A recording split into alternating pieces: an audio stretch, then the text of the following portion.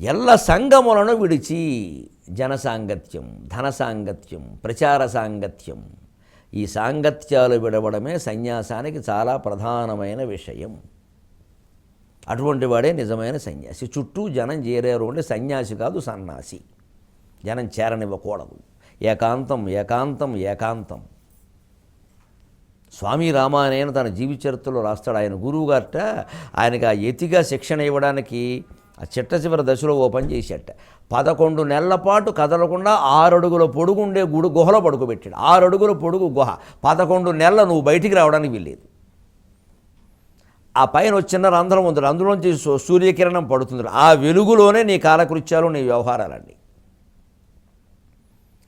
ఒక్కసారి అన్నం తినడానికి అంత కొద్దిగా, అది కూడా ఏదో మొక్కజొన్నలు పెసలు లాంటివి, అది కూడా అక్కడికి అందిస్తారు. ఆయన బయటికి రావడానికి వీల్లేదు. ఇది శిక్షణ.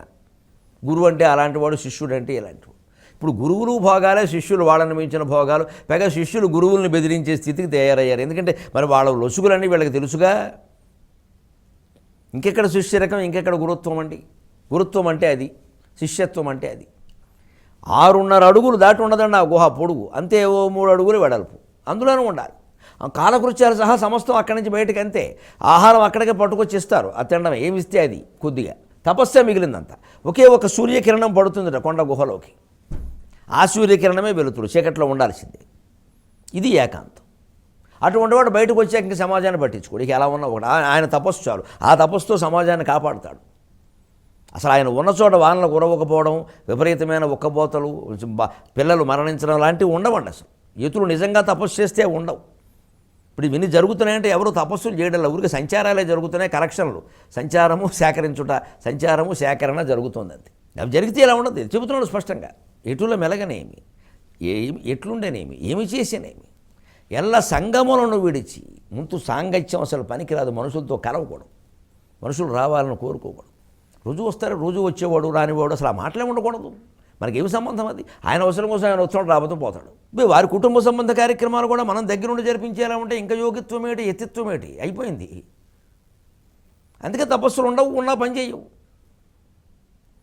భోగాల్లో పడిపోయారు మొత్తం. అది ఏదంటే ఇది. అలాంటిది పద్ధతి. ఎల్ల సంగములను విడిచి కుడుపు వలన నియతి కలిగి. ముందు మితాహారం, చాలా మితాహారం. అసలు మరి కొంతమంది ఆకారం చూస్తే చాలా ఏం తింటున్నారో తెలిసిపోతుంది. కుడుపు వలన నియతి కలిగి యతికి, అటువంటి యతికి మోక్ష వీధి ఆటపట్టు. ఆయన ఆడుకునే క్రీడాంగణం, ప్లే గ్రౌండ్ అయ్యా. ఏముంది అందులో? ఎందుకంటే యతులు సన్యాసులు దెబ్బతినేది సాంగత్యంలోనే. మనమే వ్యాపకాలు పెంచుకుంటున్నాం. ఇంకా సంస్థలు పెట్టి, కార్యాలయాలు పెట్టి, కార్యక్రమాలు చేసి.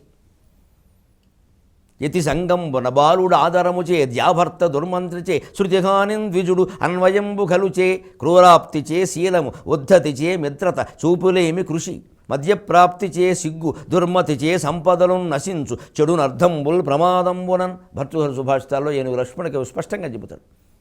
యతులు సాంగత్యం వల్ల చెడిపోతారు. బాలుడు ఆధారము చే, బాలుడిని గారాబం చేయకండి పిల్లల్ని. ఇవాళ జరుగుతున్నది అదే, 2 పిల్లలు కావడం వల్ల. ఆ గారాబం చేస్తే చెడిపోతాడు. ఈ విపరీతంగా గారాబం చేశారు. హాస్టల్లోకి వెళ్ళేసరికి అక్కడైనా మొత్తం నిర్బంధించారు. ఆత్మహత్య చేసుకున్నారు తట్టుకోలేక.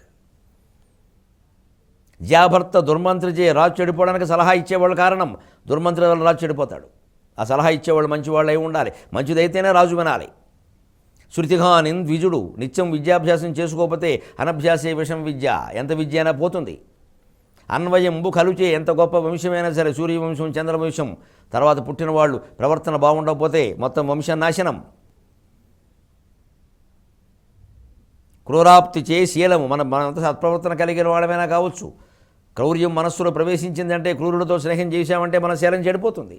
ఉద్ధతి చే మిత్రత, స్నేహితులిద్దరు స్నేహంగా ఉంటారు. ఎవరిలోనైనా ఇందులో అహంకారం, గర్వం పెరిగితే స్నేహం ఫటాఫట్. చూపులే ఏమి కృషి, వ్యవసాయం. రోజు పొలం చూసుకుంటూ ఉండాలి. పొద్దున్న వెళ్ళాలి, రాత్రి సాయంత్రం వెళ్ళాలి. చూసుకోకపోతే వ్యవసాయం పాడైపోతుంది, ఏదో పురుగు పట్టేస్తుంది. మధ్యప్రాప్తి చే సిగ్గు, ఒక్క చుక్క తాగాము అంటే అయిపోయినట్టే, సిగ్గుపోయినట్టే. ఇంకేం మాట్లాడతామో తెలియదు, ఏం చేస్తామో తెలియదు. తల్లి పిల్ల భేదం తెలియదు. దుర్మతి చే సంపదలు నశించు, బుద్ధి సరిగ్గా లేకపోతే సంపదలన్నీ పోతాయి. ఎన్ని లక్ష్మీ పూజలు చేసినా సరే బుద్ధి బాగుండాల్సిందే. చెడును అర్థంబుల్ ప్రమాదంబునం, పరాకు పడ్డాం, మతిమరుపు పెరిగింది అంటే అనేక రకాల సంపద ప్రయోజనాలు ఆగిపోతాయి. అంటే పనులు చేయాలి. అర్థం అంటే ఇక్కడ డబ్బు కాదు, సంపద ఇచ్చాడు వేరే. అర్థం అంటే ప్రయోజనం. కొన్ని పనులు ఏవో జరగాలి, ఆ పని గుర్తుపెట్టుకోవాలి, చేసుకోవాలి. గుర్తు లేకపోతే పని జరగదు. అయ్యో మర్చిపోయాం అంటూ ఉంటాం. మరి మర్చిపోవడమే సంపద. అదో చోట రాసుకోవాలి, చూసుకోవాలి. రోజు పొద్దున్న లేవగానే ఆ కాగితం వెతుక్కోవాలి. ఏం పనులు ఉన్నాయి, ఈవేళ ఏం చేయాలి, మనసులో 4 సార్లు అనుకోవాలి, వరుసగా చేసుకోవాలి. అదే పరాకు అంటే మరుపు. ప్రమాదం అంటే అది యాక్సిడెంట్ కాదు అక్కడ. ఇలా అన్నీ పోతాయ్యా, దానికే ఉందన్నాడు. అంచేతనం యతికి సాంగత్యమే పెద్ద దోషం, ఇంతకంటే ఇంకేం కావాలి అన్నాడు. అలాంటివి లేకుండా ఉన్నట్టయితే అంతకంటే గొప్ప విషయం లేదు అన్నాడు. అలా సాంగత్యాన్ని విడిచిపెట్టినటువంటి యతి కేవలం రాలిన పళ్ళు ఆకులు తిని కాలక్షేపం చెయ్యాలి. తప్పితే గోరసంతో భోజనం పూర్తిగా గావించాలి. గోరసం అంటే మజ్జిగ. అప్పుడే ఆయనకి శారీరక ఆరోగ్యం బాగుంటుంది, మానసిక ఆరోగ్యం బాగుంటుంది. లోకానికి ఏమైనా చేయగలుగుతారు తన తపస్సు ద్వారా. ఆ యోగి అయినవారు, యతి అయినవారు, పరమహంస పరివ్రాజకాచార్య అయినవారు ఎక్కువ కాలం 24 గంటల్లో ఆ పడుకునే సమయం తప్పితే మిగిలిన సమయం అంతా తపస్సులోనే గడపాలి. వారే పరమహంస పరివ్రాజక ఆచార్య, గ్రహింతురుగాక.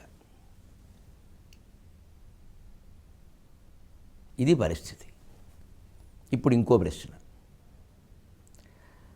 తాత, ఉన్నట్టుండి ఇవంతా కూడా ఉమామహేశ్వర సంవాదంగా కూడా నడుస్తుంది. అటు శివుడు పార్వతి, ఇటు అదే విషయాన్ని భీష్ముడు ధర్మరాజుకి.